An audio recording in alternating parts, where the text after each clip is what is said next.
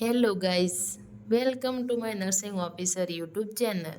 તો દોસ્તો, આજે આપણે જાણીશું મેડિકલ ઇક્વિપમેન્ટ કયા કયા હોય છે અને તેનો યુઝ શું શું થાય છે.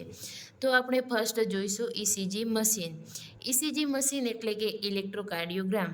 તેનો યુઝ એ થાય છે કે હાર્ટની પોઝિશન, હાર્ટના ચેમ્બરનું કદ અને હાર્ટને લગતી બીમારીઓ જેમ કે એમઆઈ એટેક છે તો સેકન્ડમાં છે સોનોગ્રાફી મશીન એટલે કે સોનોગ્રાફર.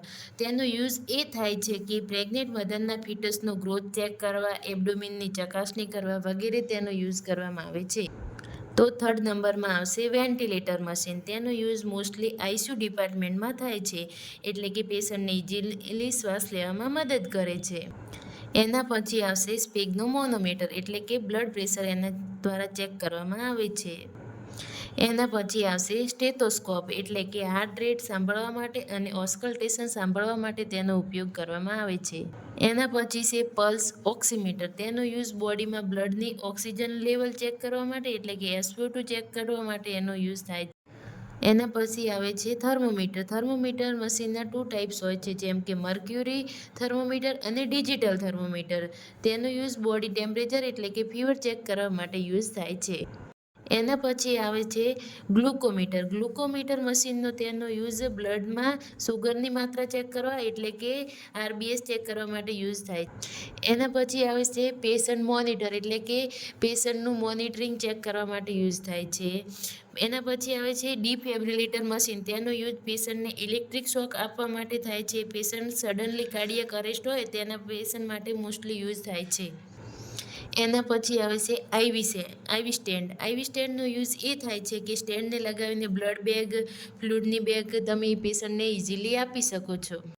એના પછી આવે કાર્ડિયક ટેબલ. કાર્ડિયક ટેબલનો યુઝ એ થાય છે કે પેશન્ટ મોબિલાઇઝ ના કરી શકતું હોય એ પેશન્ટ ટેબલ ઉપર રાખીને જમી શકે છે, ટેબ્લેટ બીજી એ ટેબલ ઉપર રાખીને ગળી શકે છે. સક્શન મશીનના 2 ટાઈપ હોય છે, વોલ સક્શન મશીન અને પોર્ટેબલ સક્શન મશીન. એટલે કે તેનો યુઝ એ થાય છે કે રિમૂવ ધ અનવોન્ટેડ ફ્લુઇડ એટલે કે મ્યુકસ છે, બ્લડ છે, સર્જિકલ સાઇટ છે વગેરે જગ્યાએ તેનો યુઝ થાય છે. એના પછી આવે છે બાયોમેડિકલ વેસ્ટ. બાયોમેડિકલ વેસ્ટની ડોલો દેખાય છે તેની અંદર તમે ઇઝીલી સેગ્રિગેશન કરી શકો છો એટલે કે વેસ્ટ હોય એ સેગ્રિગેશન તમને કરવામાં ઇઝીલી પડે છે અને તે હોસ્પિટલ સાઇડ ઇન્ફેક્શન કંટ્રોલ તમે કરી શકો છો એના માટે યુઝ થાય છે.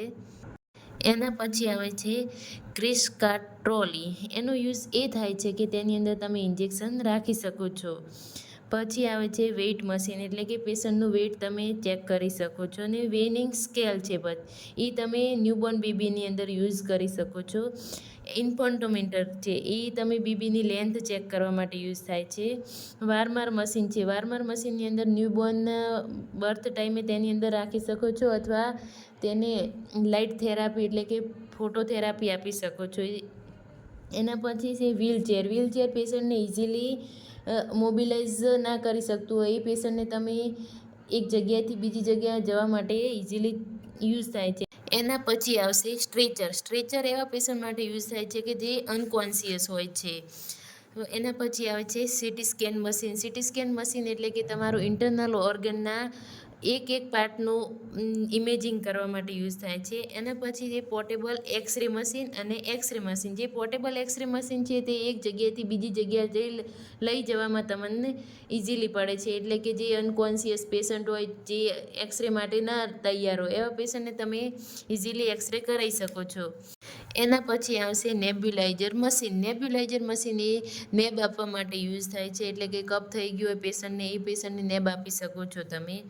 એના પછી આવશે autoclave machine. Autoclave machine mostly ઓટીમાં યુઝ થાય છે એટલે કે સર્જિકલ ઇન્સ્ટ્રુમેન્ટ હોય તેને ઓટોક્લેવ કરવા માટે.